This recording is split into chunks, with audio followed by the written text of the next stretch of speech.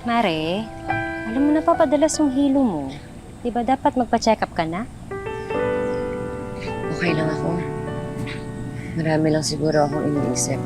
Bukod sa buhay ng asawa ko, malaki-laki rin kasi yung perang nakuha sa amin ng mga demonyong yun eh.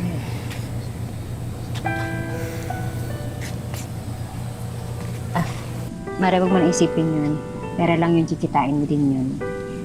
Mari, iniisip ko si Louie. Dapat tipirin ko na yung natitirang pera na nasa akin. Para sa kinabukasan niya. Anong plano mo ngayon? Bala kong lumipat na lang sa mas maliit na tirahan kasi malaki-laki rin kasi yung gastos ng nakatira dito.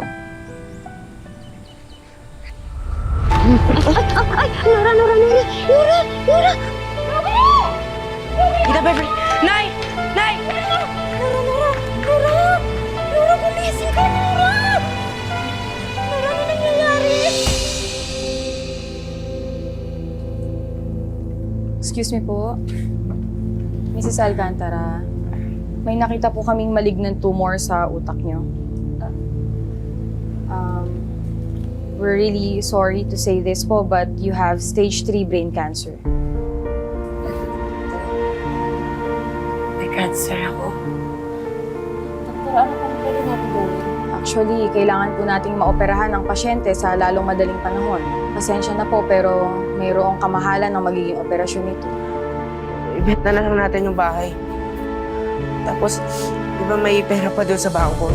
Yun na lang, gamitan lang natin yung lahat. Anak, hindi natin gagalawin yun. Para sa'yo yun.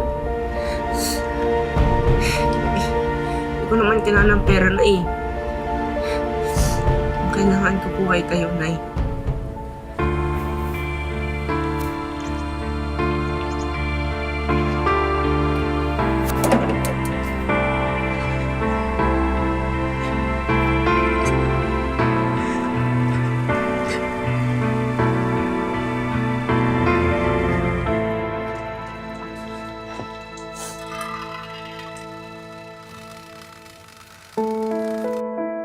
Wala pa rin palang pinagbago tong bahay na to.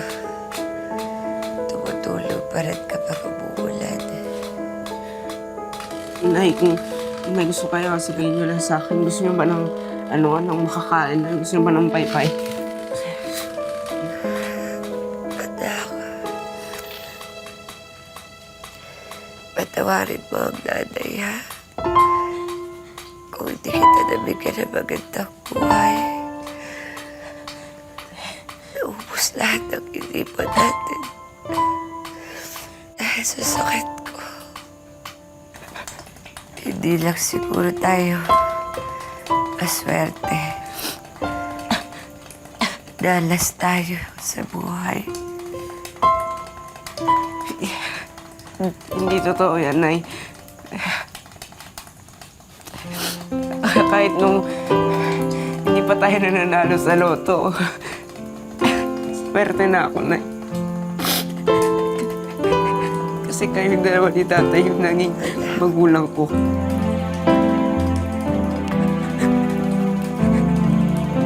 Mahal.